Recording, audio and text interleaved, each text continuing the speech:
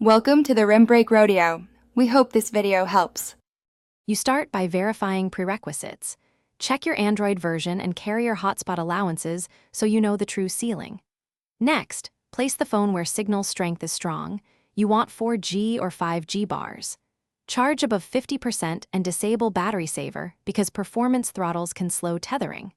Once done, close or force stop streaming and cloud backup apps to free CPU and radio time. These initial steps reduce contention. This is how you create conditions for top hotspot throughput. Now you tune the hotspot settings. Switch the Wi-Fi band to 5 GHz when possible because it offers higher throughput and less interference than 4 GHz. Make sure security uses WPA3 or WPA2 and set a strong password to avoid freeloaders.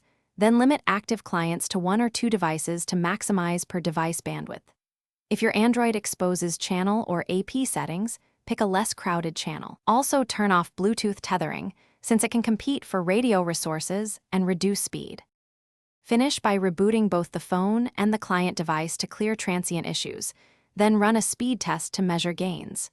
If speeds remain poor, relocate the phone to improve signal, switch bands between 4 and 5 GHz, or reset mobile data by toggling airplane mode for 10 seconds. If the carrier enforces limits, consider a dedicated mobile hotspot plan. Troubleshoot quickly.